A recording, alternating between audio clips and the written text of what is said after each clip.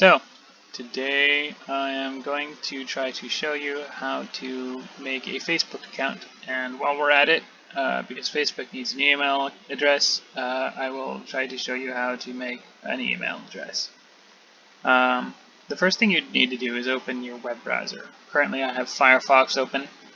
You might use instead Google Chrome or Internet Explorer, just depends on what you have. My screen recording software doesn't work quite how I expected, or how I remembered anyway. But to open your browser, on Windows at least, you generally would go down to the bottom left corner and click the button there, or click in the box that says search for anything, and you type in Firefox or Chrome or Edge or Internet Explorer or whichever browser you have, and then you would hit enter, or you click on the icon. In case you don't know, the enter button is a button on the right, that's to the right of all the letters on your keyboard. It's above the shift key. It usually has an arrow on it, or it'll say enter or return on it, and it's the button that means do the thing. That's its general purpose. It also means add a new line if you're writing a bunch of text. Anyway, so you'd click on it or hit enter, and you'd get a screen that looks something like this. It might look a little bit different, but something like this. So up the top we have our address bar. This is where you type in the web page you want to go to. So for instance, I might type in gmail.com to go to Gmail so that I can make a new account. So that, and in this particular case, I make a new account so that I can make a Facebook account. Websites they usually want to be tied to an email address, so that if you forget how to get, like you lose access, you forget your password or something, they can send you an email to try to get you back in. There are other reasons too, but so you need to create an email account. If you already have an email account, you can skip all these steps and just go straight to the Facebook bit. Now I have my own Gmail account already, but I'm going to try to make a new one here. Let's see here. Let's say we are Jacob Fiddle-dee-dee. And I'm going to try to use the same, so we type in our actual name up top, and then we can type in a username. It is, unless you want to make it something else, and you can make it something else, you can just make your username be your first and last name separated by a dot. There are certain things you can't have in your email, in your username, like certain weird like different characters and stuff like that. I guess numbers are fine, but anyway, for the purpose of this demo, I'm just going to use first name, last name with a dot in between. So for a password, you will want something not easily guessed. So don't do password 123 or 12345. Or anything like that. For instance, the kind of password I usually do is something like lemon drop 47G or something like that.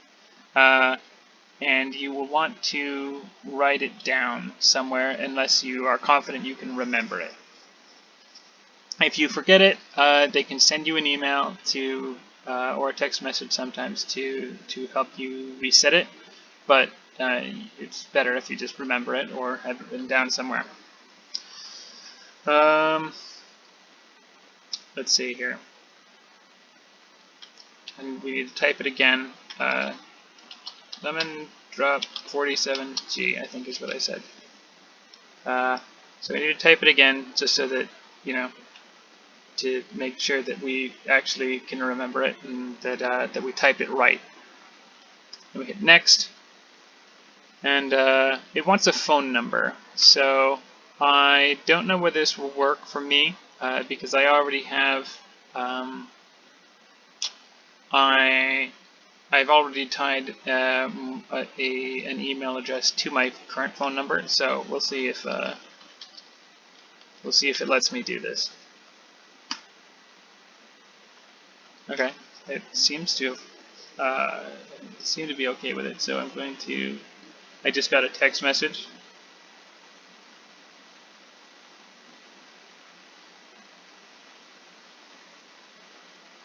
And it tells me a code 899518. So I type that code into here and I hit verify.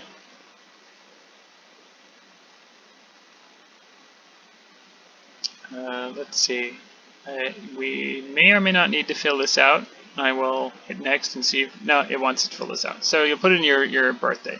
Let's say that Jacob Fiddledee was born on September 14th, 1967. And that he's a guy. And we'll hit next. Let's hit skip. I don't know what this is, and since I don't know what it is, I don't really care about it. And it gives me a skip option, so skip.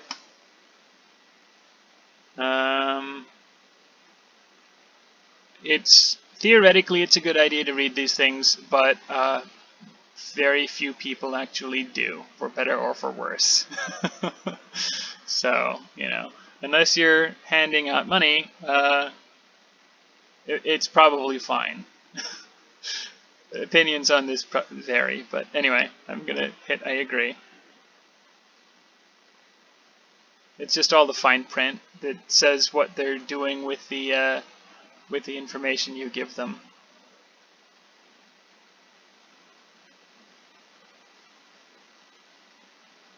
And we wait for it to finish doing whatever it's doing. And there we go. Now we have an email address. Hooray! So, now that we have an email address, let's go make a Facebook account. So we go up here, click this plus icon to open a new tab. So up here we have tabs. It's like you can have multiple websites open at the same time. I think my personal record is over 1,000 open at once, so you can have a lot open. It's not recommended to have that many open, but you can do it. So now we type up top facebook.com and hit enter. Actually, let me check a thing. Facebook.com. Is there? Yeah, there's a button over here that you could click if you wanted to, instead of the enter.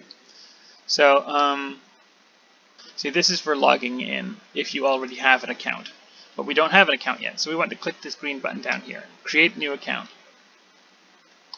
Jacob Fiddledee. Now we're going to give it the email address that we made earlier. jacob.fiddledee@gmail.com. Now it wants us to type it again to make sure that we haven't messed anything up, made any typos. So fiddledee@gmail.com. We'll make another password. I won't blame you if you use the same password, but it is generally said to be a good idea to use different passwords for different websites. Because sometimes websites aren't, they don't manage their passwords well, or their servers, and sometimes they can, people find out what the passwords are, and so it's usually better to keep different ones for different websites, so that if how do I phrase this? It's safer, basically. But I'll grant that it's easier to use the same password for everything. Just not a good idea. So let's say that for this one, I will have a password of let's see here. Nugget ball hops 5.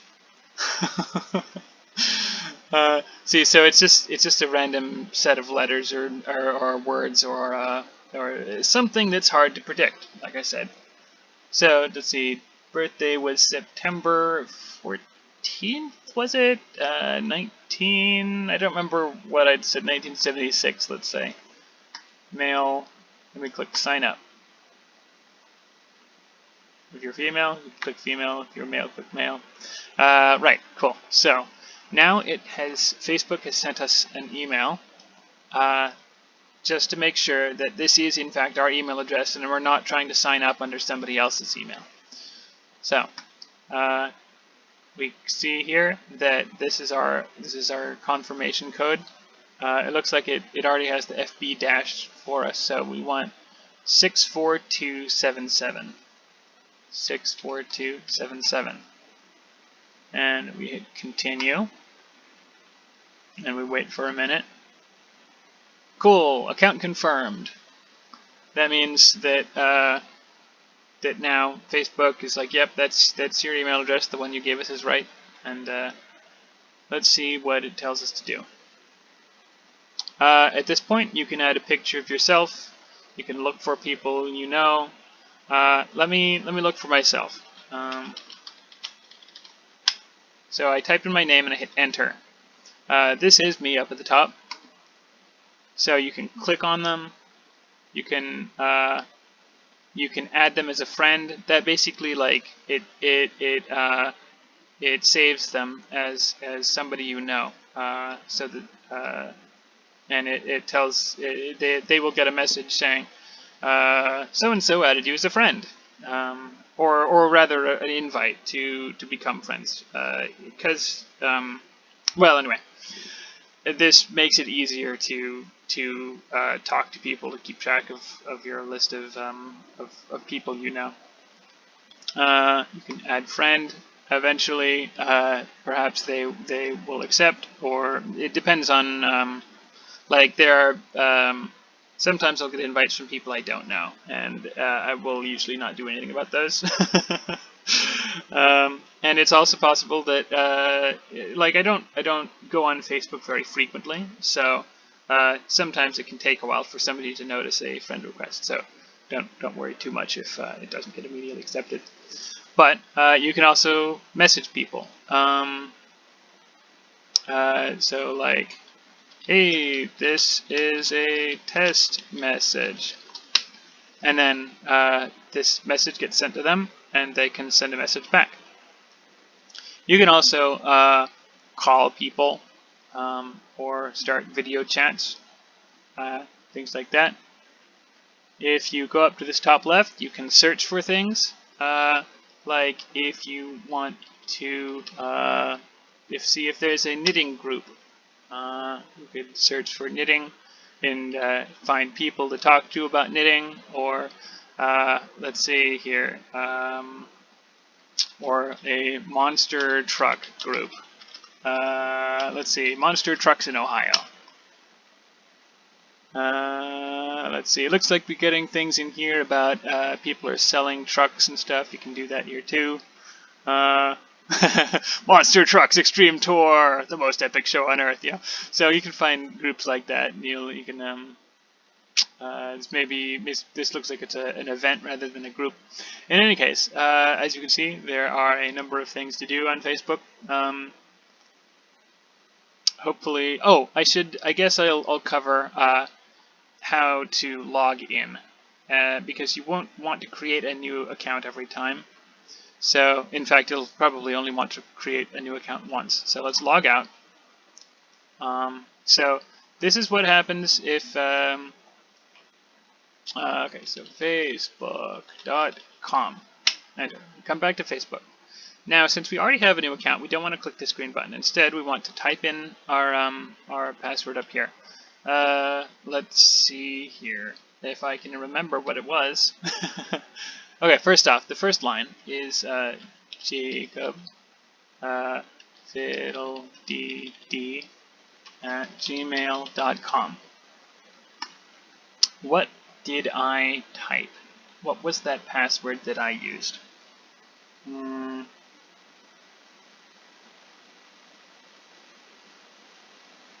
I don't remember. And that's an example of why you should write it down. I try to just remember mine, but sometimes it doesn't work. So if you don't feel like you can remember it, write it down. And if you can't, or if you forget it, you can click this button here, forgot password. Now you have to type in the email address that we had earlier. So jacob.fiddledd@gmail.com. Search. Let's see here. So I will send a code via email, hit continue, and I'll go back to my email. I'm going to hit refresh, because sometimes it takes a minute for things to show up, and sometimes it's just a little bit faster if you refresh. So let's see, they've sent me an email. I'm going to copy this code here, or you can just type it in by hand. 999371. 999371. And you hit continue. Then it wants us to make a new password. Let's see here. I'm gonna go with zippity doo dah. Well, no, that's more of a single word, and that make it easier to guess. So let's say monkey. I don't know how to spell monkey. Let's see. Straw hat.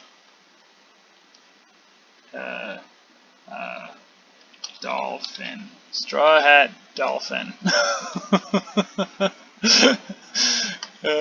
Continue.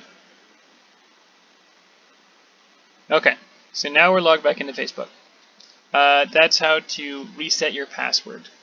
So now I'm going to try to see if I can remember my password again this time. So I'm going to log out. And now this is what you'd see normally when you open your computer if you have been logged out of Facebook.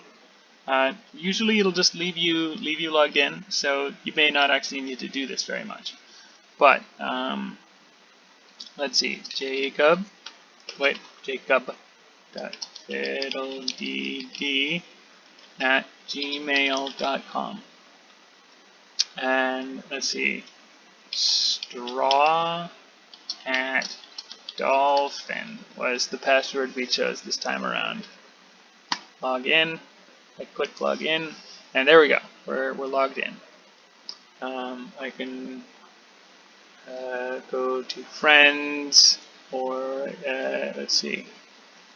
There's me, like, you know, the real me, and you know, here you can see the messages that we've exchanged. So if I, on another device here, I'm going on my actual account, I'm going to accept the I'm going to send a message back to Jacob Fiddledy, my test account. Send back. Hi.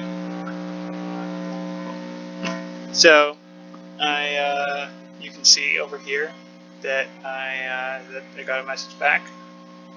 There was a ding as well. I don't know if you could hear that, but that's the noise that it makes when somebody sends you a message. Sounds like ring. So then you can type back. It's cloudy outside. You hit enter, or you can hit the you can hit this button to do the same thing.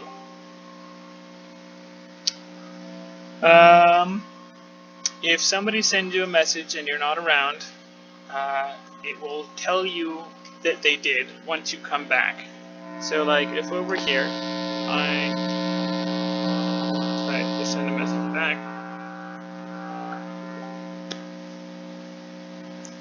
then first off it popped up here, right? But let's say that I didn't have the page open. Okay, so I'm gonna close my Facebook page, and then again over on my other phone from my real account, I'm going to send a message.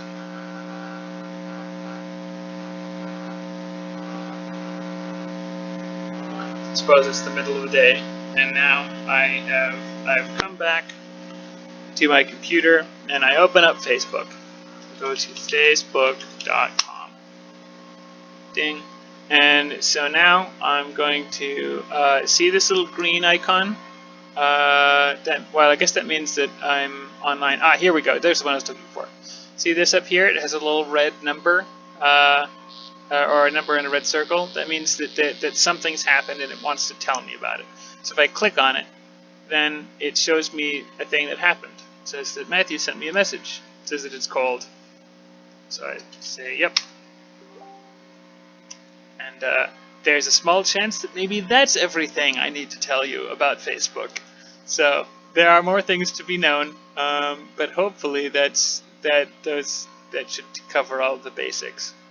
You know how to send messages, how to log in, you know how to see that you have been sent a message while away.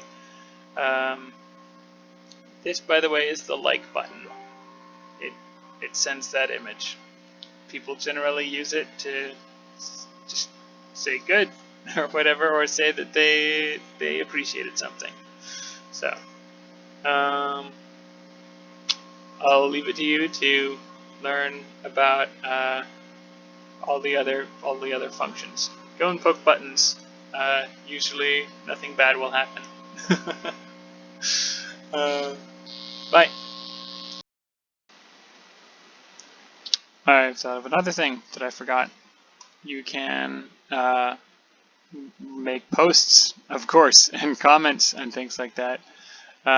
So if I, let's see here, if I see my profile, I can, let's see here, I can click here and say, things are going well today.